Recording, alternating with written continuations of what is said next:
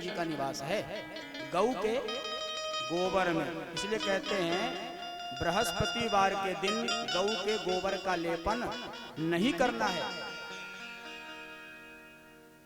गौ के पूरे शरीर में 33 कोटि देवताओं का निवास स्थान है। सूर्य कहाँ है, चंद्रमा कहाँ है, इंद्र कहाँ है, वरुण कहाँ है, कुबेर कहाँ है, एकादश रुद्र कहाँ पर है। माता लक्ष्मी ने कहा मुझे तो गौ के मल में रहना है, और जो माता का गोबर है उस गोबर में माता लक्ष्मी का निवास है। कह रहे हैं जिसे धनवान बनना है उसे रोना नहीं है, किसी के पास रोने ना जाए।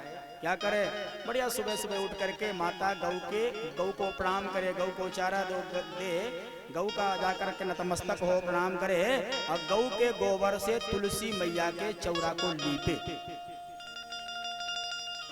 क्यों? क्योंकि तुलसी नारायण को अति प्रिय है। तुलसी के बिना नारायण की पूजा पूरी नहीं होती है। चाहे आप देवी भागवत उठाकर पढ़े तो तुलसी मैया की बड़ी महिमा। नारायण तो यहाँ तक कह दिए कि यदि कोई पापी प्राणी मर गया हो, कोई पाप करते करते मर गया हो, और बेटा बेटी भी ठीक ठाक ना हो, कि बाप का संस्कार भी ठीक से ना कर पाए, उसके लिए क्या करें? बोले गांव का कोई भी आदमी, गांव का कोई भी आदमी उस मरे हुए प्राणी के, उस पुरुष के या महिला के चिता में सूखी हुई तुलसी का पेड़ ले जाकर के डाल दे। चिता में पेड़ ना मिले, डाली मिल जाए, जो मिल जाए, तुलसी सूखी, गीली तुलसी नहीं, हरी तुलसी को नहीं तोड़ना है। यदि तुलसी का पेड़ सूख गया है तो उसे हम उखाड़ करके फेंकेंगे नहीं, उसे किसी सुरक्षित जगह पर रख लेंगे। तो तुलसी सूख जाए तो तुलसी का एक प्रयोग नहीं बताया है। श्रीमद् भागवत महापुराण के अलावा चाहे आप श्री विष्णु पुराण पढ़ें और चाहे आप देवी भागवत पढ़ें, उन सब में तुलसी मैया के सूखे हुए वृक्ष की बड़ी महिमा है। यदि कभी रुद्राभिषेक घर में करवाना हो, रुद्राभिषेक कराते हैं ना सावन में, यदि घर में रुद्राभिषेक कराना है और गंगा जी की मिट्टी नहीं है और पार्थिव पूजा करवाने का अलग महत्व है। हा? घर में शंकर जी प्रतिष्ठित हैं, ठीक है, इनका सम्मान है, लेकिन शिव महापुराण आदि में भी सावन के महीने में पार्थिव शिवलिंग के पूजन का अलग महत्व है।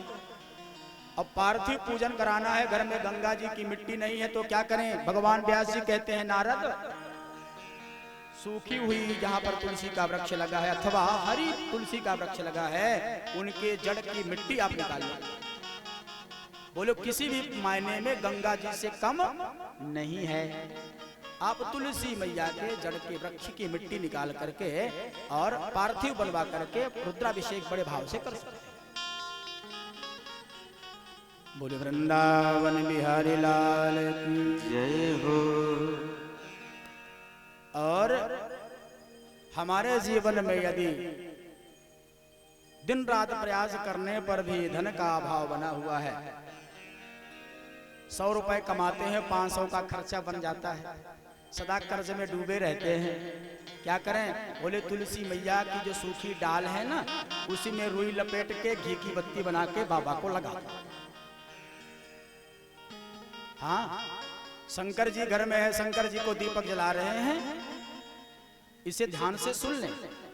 और ये कोई ऐसा टोटका नहीं है, भगवान छप्पर फाड़ के धन नहीं देते हैं, छत को फाड़ के पैसे गड्डी बरसेगी नहीं, उसके लिए हमें कर्म करना पड़ेगा। सूखी हुई तुलसी की डाली पर रुई लपेट के घी लगा दिया और खूब चकाचक दीपक जला के भगवान के सामने रख दिया। चाहे लड्डू गोपाल हो, चाहे कन्हैया जी हो, चाहे भोलेनाथ जी हो, चाहे काली मैया, दुर्गा मैया, कोई भी हो, उससे देवता प्रसन्न होकर के हमारे घर में लक्ष्मी का आगमन अपने आप ही आरंभ हो जाता है। बोले जिस घर में माता तुलसी की सेवा होती है, गौ माता की पूजा होती है, सेवा होती है, हाँ, जिस घर में बड़ों का सम्मान होता है, और नहीं तो 1 माला 2 माला जितना हो सके ओम नमो भगवते वासुदेवाय के मंत्र का जाप होता है। क्योंकि जब नारायण के मंत्र का जाप होगा तो माता लक्ष्मी कहेंगी मेरे स्वामी जी का जाप हो रहा है, मैं वहां जरूर जाऊंगा। और फिर माता लक्ष्मी दौड़ी दौड़ी आएंगी, हमारी तिजोरी में आकर बैठेंगी, फिर कभी भी तिजोरी हमारी खाली नहीं होगी। सुखदेव जी महाराज कहते हैं परीक्षित, जीवन में जो भी कामना है कहीं भटकने की आवश्यकता नहीं है, केवल बैठ करके भगवान का स्मरण करने की आवश्यकता है, अपने आप को सुधारने की आवश्यकता है, अपने संस्कारों को ठीक करने की आवश्यकता है।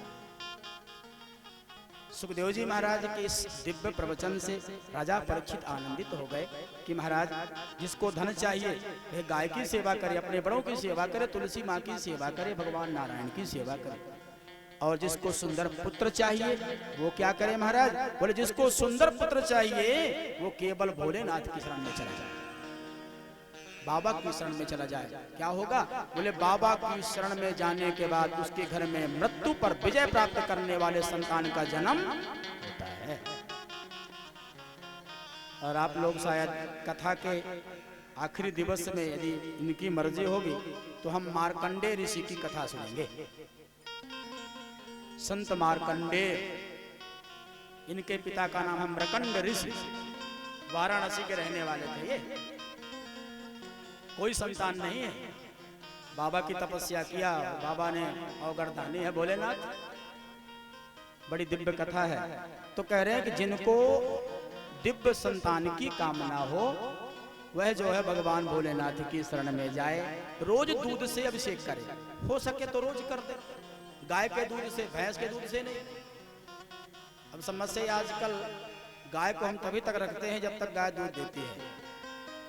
ये दुर्भाग्य है हमारे सनातन धर्म का कि जब तक गाय दूध देती है तब तक उसको हम बढ़िया खिलाते हैं, बढ़िया लगाते हैं, और जब पता चला कि गाय अब बूढ़ी हो गई, अब ये इसके पेट में बच्चा भी आएगा नहीं और ये माघ महीना में बैठान ले लेगी, तो हम धीरे से उसका सटका के गिरमा और बाहर कर देते हैं। और फिर वो गाय या तो कसाई के हाथे चढ़ जाती है तो जाके कटती है, या गाड़ियों में, मोटर में, वाहनों से कट करके उसके प्राण चले जाते हैं।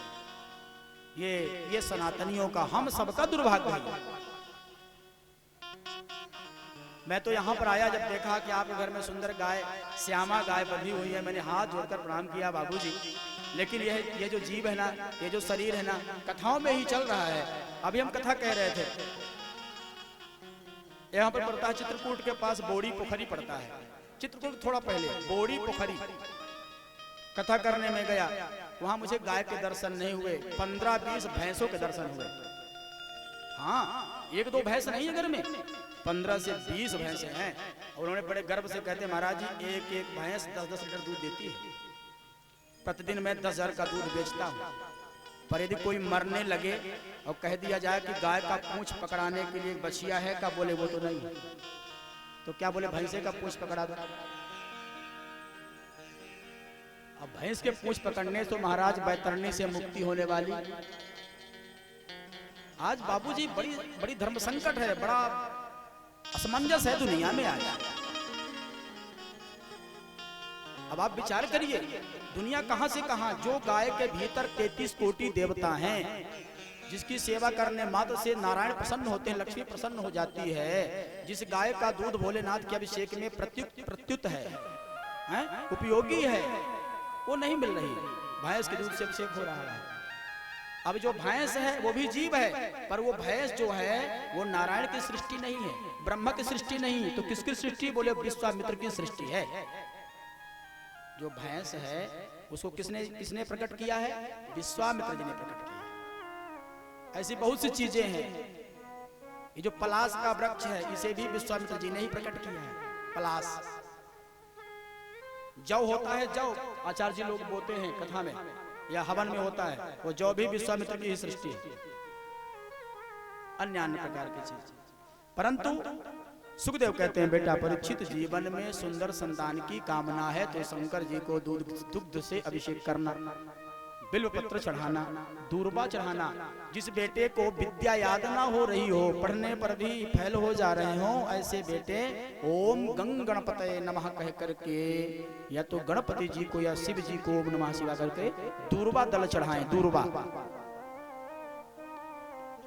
अवश्य ही उनको पढ़ा हुआ विषय अपने आप ही याद होने लगेगा और वह आगे बढ़ने लगेगा। ये भागवत महापुराण के 2 स्कंद की कथा आप लोग सुन रहे हैं, जो सुखदेव परीक्षित को बता रहे हैं। भगवान सुखदेव ने राजा परीक्षित को कहा, राजन, इस प्रकार से कामनाओं के अनुरूप सभी भक्तों को भगवान का पूजन, यजन, भजन करना चाहिए। भगवान की लीला बड़ी अपरंपार है। परीक्षित जी ने सुखदेव को कहा, भगवान आपने बड़ी सुंदर कथा सुनाई है। नारायण, मैं यह जानना चाहता हूं कि भगवान इस सृष्टि की उत्पत्ति किस प्रकार से करते हैं। सृष्टि की उत्पत्ति कैसे होती है? सबसे पहले कौन रहता है यहाँ दुनिया में, फिर हम लोग कैसे आए यहाँ पर, मैं जानना चाहता हूँ। सुखदेव जी महाराज प्रसन्न हो गए और सुखदेव जी कहने लगे, परीक्षित, इस सृष्टि के आदि में जलमग्न है, कुछ भी नहीं, केवल यहाँ जल ही जल है। एक है कोई जो जल में शयन कर रहा है। जल को संस्कृत में कहते हैं नार। जल को संस्कृत में कहते हैं नार, और नार में अयन, अयन करना माने विश्राम करना, तो नार में अयन करने के कारण उसका नाम हो गया नारायण। हा? जल में वह विश्राम कर रहा है, इसलिए उसका नाम क्या हो गया? नारायण। बहुत काल तक नारायण विश्राम में रहे। एक दिन अचानक नारायण के मन में इच्छा हुई कि एको अहम बहुत श्यामहा, मैं एक हूं, मैं अनेक हो जाऊं। तो नारायण के नाभि सरोवर से कमल का पुष्प प्रकट हुआ। अब इसमें आश्चर्य बिल्कुल नहीं करना, क्यों? क्योंकि भगवान ये कहते हैं कि जब मैं मुस्कुराता हूँ, थोड़ा हल्का सा मुस्कुराता हूँ, तो सृष्टि होने लगती है। ये भ्रुकुटी को टेढ़ी कर लेता हूँ, थोड़ा सा क्रोध हल्का सा करता हूँ, तो महाप्रलय हो जाता। कुछ करना नहीं, बस लेटे लेटे बस आनंद लेना है। तो भगवान के हृदय से, भगवान के नाभि से कमल पुष्प प्रकट हुआ, जिसमें 14 पंखुड़ियां हैं। 14 पंखुड़ियां माने 14 लोक, 7 लोक नीचे के, 7 लोक कल की कथा में सुन रहे थे। ये 14 पंखुड़ियां ही 14 लोक हैं। उन 14 पंखुड़ियों के बीच में, 14 लोकों के बीच में ब्रह्मा जी बैठे हैं। ब्रह्मा जी के मन में इच्छा हुई कि मेरा पिता कौन है, मैं कहां से आया हूं, मुझे क्या करना है। तो ब्रह्मा जी चारों ओर देखने लगे।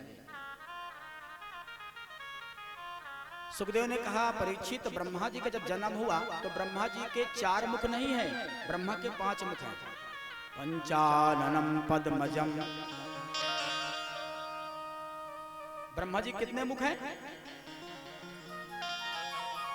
तो परीक्षित के मन में शंका हो गई कि महाराज हम तो 4 ही देख रहे हैं, आप कह रहे हैं 5, शंका तो होगी ना। तो परीक्षित ने हाथ जोड़ के पूछ लिया कि महाराज मैंने तो 4 मुख देखे हैं, चतुरानन, हाँ?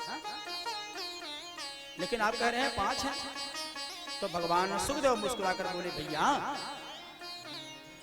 एक समय जब ब्रह्मा और विष्णु में, दोनों में थोड़ा विवाद हुआ। ब्रह्मा ने कहा मैं श्रेष्ठ हूँ, विष्णु ने कहा मैं श्रेष्ठ हूँ, लीला करने के लिए ही। तो उनके बीच में एक दिव्य ज्योति प्रकट हो गई। उस ज्योति ने कहा, इसका जो अंत और आदि का पता कर लेगा वही श्रेष्ठ है। तो ब्रह्मा जी हंस पे बैठे और ज्योति का अंत पता करने के लिए चल दिए। विष्णु जी नीचे चल दिए। विष्णु जी गए, महीने 2 महीने घूमते रहे, पर कहीं भी उसके आदि का पता नहीं चल। लौट के आगे बैठ गए। ब्रह्मा जी जा रहे थे, कहीं अंत ही नहीं है। तो उधर से केतकी उतर रही थी। केतकी एक पुष्प होता है, केतकी उतर रही थी। तो ब्रह्मा ने पूछा, केतकी कहां से आ रही हो? केतकी ने कहा, महाराज मैं तो यहीं से आ रही हूं, आप कहां जा रहे हैं? ब्रह्मा ने कहा, मैं इस ज्योति का अंत पता करने जा रहा हूं। बोले वृंदावन बिहारी लाल की। बाबू ये कैमरा को बीच में लगाओ, उनसे वो जब दिखते हैं तो मेरा कनेक्शन कट जाता है। ये कैमरा को उसके पास में लाओ, यहाँ लाओ। बोले वृंदावन बिहारी लाल की जय हो। ब्रह्मा ने केतकी से कहा, मैं इस ज्योति का अंत पता करने जा रहा हूं। तो केतकी हंसने लगी। केतकी ने कहा, लो कर लो बात महाराज, हजारों वर्षों से मैं भ्रमण कर रही हूं, पर आज तक इस ज्योति के अंत का पता नहीं है। आप कैसे पता कर सकते हो, इसका तो अंत ही नहीं। तो ब्रह्मा जी ने मन में सोचा क्या करें। अच्छा, घूस देने की परंपरा तभी से चालू हुई। ब्रह्मा ने कहा, कुछ ले दे के काम बन जाए तो बना लिया जाए।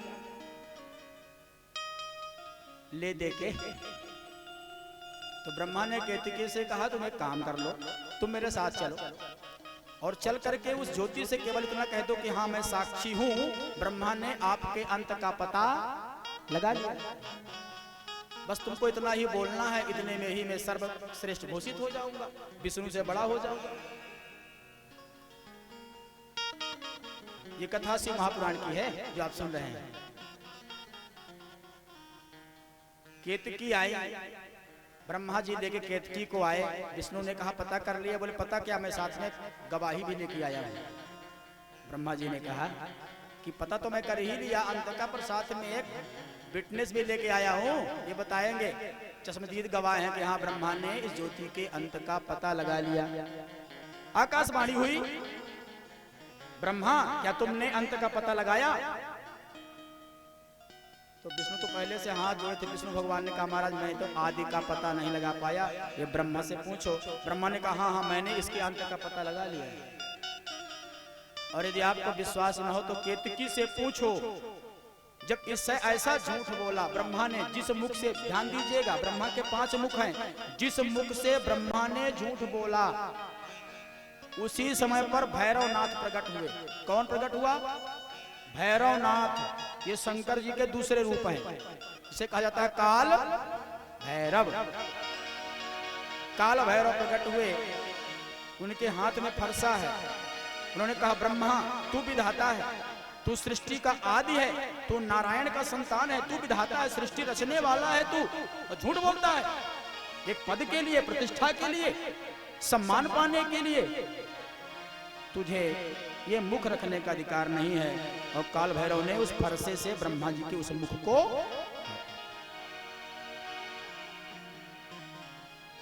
ब्रह्मा जी लज्जित हुए, प्रणाम करके अपने कार्य में संलग्न हो गए। बोलो वृंदावन बिहारी लाल की जय हो। भगवान प्रकट हुए।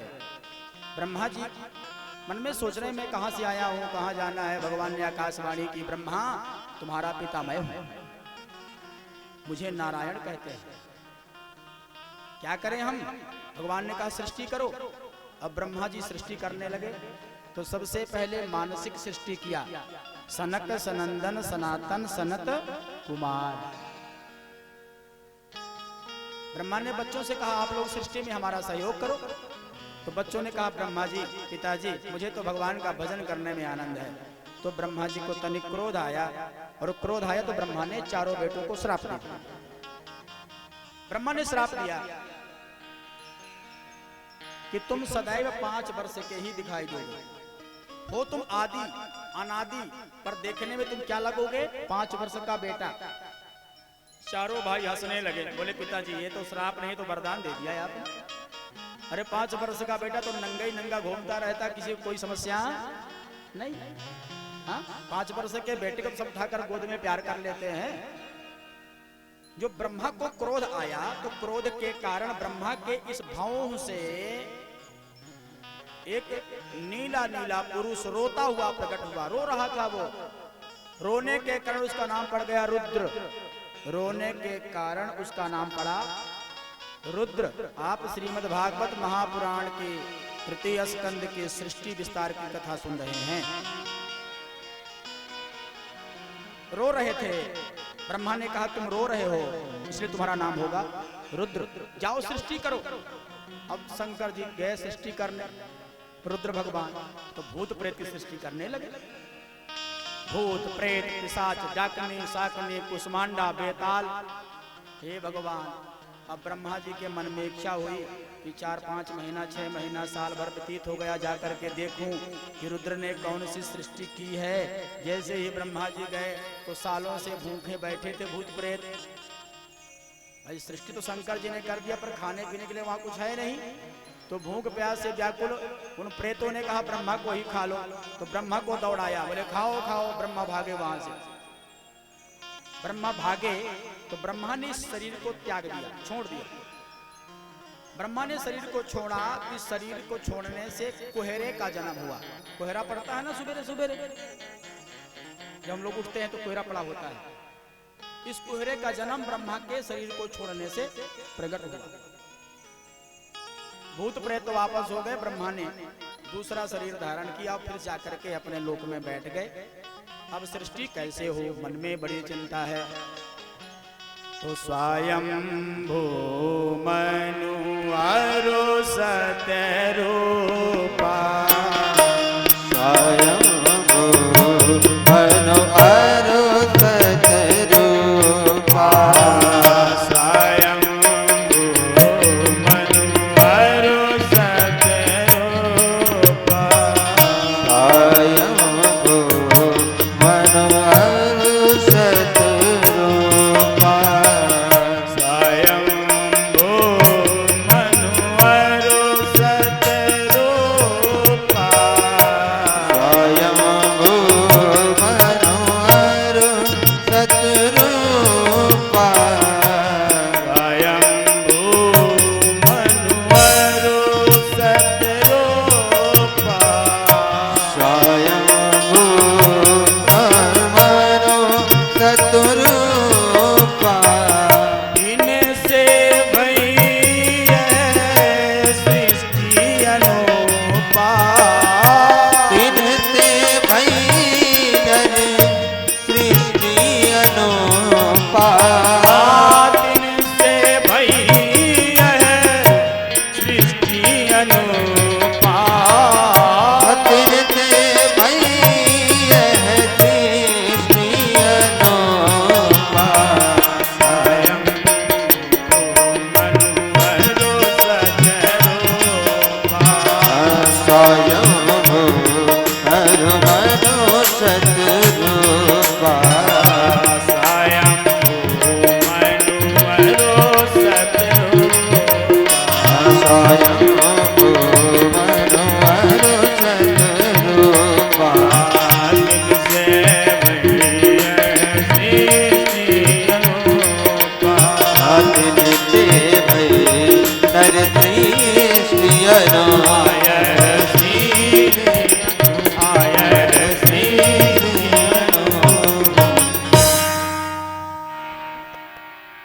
ब्रह्मा जी के बाएं भाग से महाराज मनु और दाएं भाग से महारानी शत्रुपा का प्राकट्य।